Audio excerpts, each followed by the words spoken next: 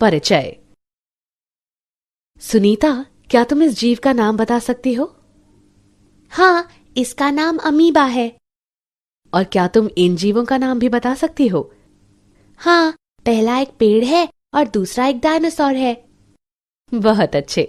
अब इन प्राणियों को पहचानो। ये सर्प, गरुड़ और डॉल्फिन है। सुनीता, क्या तुम्हें पता है कि करोड़ों वर्ष पहले पृथ्वी पर जीवन कैसा था और कैसे अनेक प्रकार के जीव आद्य पृथ्वी से प्रकट हुए? नहीं। हाँ, मैं तुम्हें समझाती हूँ कि करोड़ों वर्ष पहले पृथ्वी पर क्या हुआ और सभी जीवों, डायनासोर, अमीबा, पौधे और अन्य जीव जंतुओं का विकास कैसे हुआ। उद्देश्य।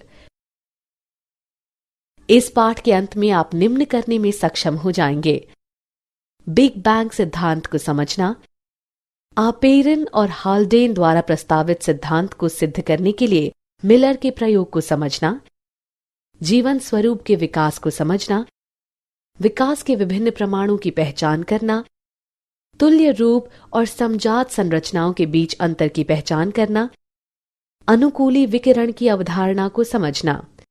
बिग बैंग सिद्धांत। बिग बैंग सिद्धांत ये बताता है कि ब्रह्मांड की शुरुआत में क्या हुआ। इस सिद्धांत के अनुसार एक महाविस्फोट से ब्रह्मांड का विस्तार हुआ। इस प्रकार तापमान में कमी आई। कुछ समय बाद हाइड्रोजन और हीलियम गैस से बनी, उसके बाद अन्य गैसों का निर्माण हुआ। ये गैसें गुरुत्वाकर्षण के कारण संघनीभूत हुईं और आकाश गंगाओं का गठन हुआ। मिल्की वे आकाश गंगा के सौर मंडल में पृथ्वी की रचना 4.5 बिलियन 450 करोड़ वर्ष पूर्व हुई थी। पृथ्वी के वायुमंडल का निर्माण। प्रारंभिक अवस्था में पृथ्वी पर वायुमंडल नहीं था। पृथ्वी की सतह गलित पदार्थों से निर्मुक्त हुई जल वाष्प, मीथेन, कार्बन डाइऑक्साइड तथा अमोनिया द्वारा ढकी थी। सूर्य से आने वाली पराबैंगनी किरणों ने पानी को हाइड्रोजन और ऑक्सीजन में विखंडित कर दिया। ऑक्सीजन ने अमोनिया और मीथेन के साथ मिलकर जल और कार्बन डाइऑक्साइड की रचना की। परिणाम स्वरूप ओजोन परत का गठन हुआ। जब तापमान कम हुआ तो जल वाष्प बरसात के रूप में बरसे और महासागरों की रचना हुई। पृथ्वी की उत्पत्ति के लगभग 500 मिलियन वर्ष बाद जीवन प्रकट हुआ। स्वतः जनन का सिद्धांत। पूर्व ग्रीक विचारकों के अनुसार स्पोर नामक जीवन की इकाई विभिन्न ग्रहों में स्थानांतरित हुई। लुई पाश्चर ने प्रायोगिक रूप से ये प्रदर्शित किया कि जीवन पहले से विद्यमान जीवन से ही निकलकर आता है। ये स्वतः जनन नामक सिद्धांत था। उन्होंने अपने सिद्धांत को निम्नानुसार सिद्ध करने के लिए 2 फ्लास्कों का उपयोग किया। जीवन की उत्पत्ति का आपेरन हाल्डेन सिद्धांत। आपेरन और हाल्डेन के अनुसार रासायनिक विकास के बाद जीवन का निर्माण हुआ। जीवन का विकास महासागरों में हुआ जब वायुमंडल में H2, H2O, NH3, CH4 और CO2 की कमी थी, लेकिन मुक्त O2 नहीं थी। कार्बनिक यौगिक पराबैंगनी प्रकाश ऊर्जा द्वारा गैर जैविक रूप में संश्लेषित किए गए।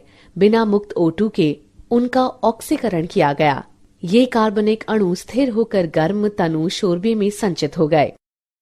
इन अणुओं ने नष्ट होने से बचने के लिए अपने चारों ओर एक झिल्ली का निर्माण किया।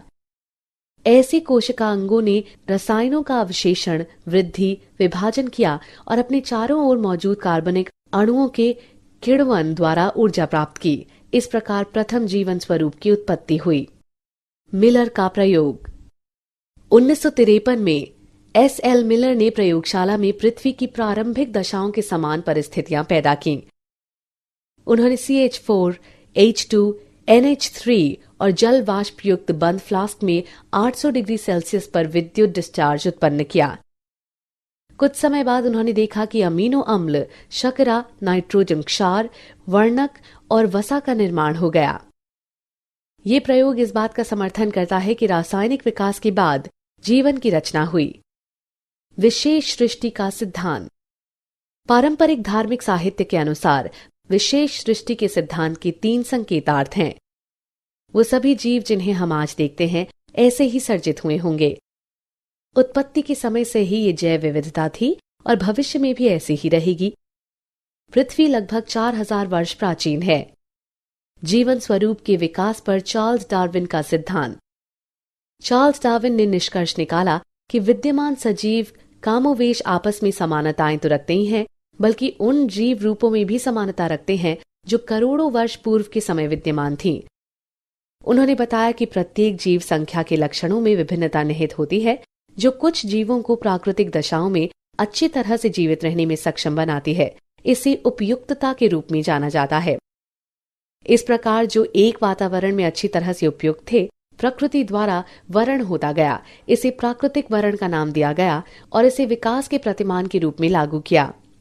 विकास के प्रमाण।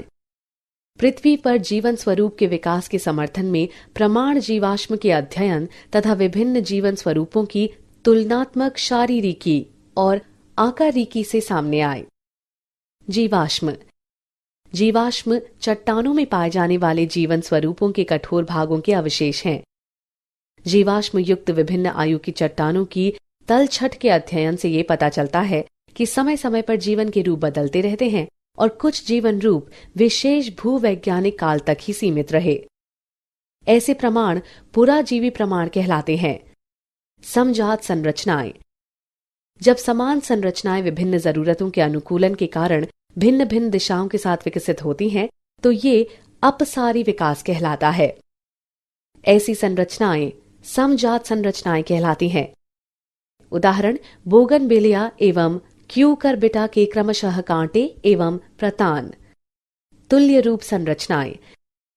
जब विभिन्न संरचनाएं समान कार्यों के लिए विकसित होती हैं, तो ये अभिसारी विकास कहलाता है। ऐसी संरचनाएं शरीर विज्ञान की दृष्टि से असमान होती हैं, भले ही उनके कार्यकलाप समान हो। ये तुल्य रूप संरचनाएं कहलाती हैं। उदाहरण पेंगुइन और डॉल्फिन मछलियों के पक्ष। अनुकूली विकिरण। एक विशेष भूभौगोलिक क्षेत्र में विभिन्न प्रजातियों के विकास का प्रक्रम एक बिंदु से शुरू होकर अन्य भूभौगोलिक क्षेत्रों तक प्रसारित होने को अनुकूली विकिरण कहते हैं। उदाहरण 1. गैलापागो द्वीप की डार्विन फिंच। 2. ऑस्ट्रेलियाई मार्सुपियल। क्या आप जानते हैं? विकासात्मक अनुवांशिकी, जीवाश्मिकी और विकास परक विकासात्मक जीव विज्ञानी की उन्नति से ये पता चलता है कि प्रजनक प्रकर्मों और जंतुओं में कोशिका प्रकार विनिर्देश तंत्रों के कारण अनेक संरचनाएं स्वतंत्र रूप से विकसित होती हैं, न कि पहले से मौजूद जीवन रूपों से। सारांश। आइए हमने जो कुछ सीखा है उसे संक्षेप में दोहराएं। अधिकतर वैज्ञानिक रासायनिक विकास में विश्वास रखते हैं, अर्थात जैव अणुओं के गठन के बाद जीवन का प्रथम कोशिकीय रूप प्रकट हुआ। चार्ल्स डार्विन ने निष्कर्ष निकाला कि विद्यमान सजीव कमोवेश आपस में समानताएं तो रखते ही हैं, बल्कि उन जीव रूपों में भी समानताएं रखते हैं जो करोड़ों वर्ष पूर्व के समय विद्यमान थीं। जीवाश्म चट्टानों में पाए जाने वाले जीवन स्वरूपों के कठोर भागों के अवशेष हैं। समान संरचनाएं जो भिन्न भिन्न कार्य करती हैं, समजात संरचनाएं कहलाती हैं। शारीरिक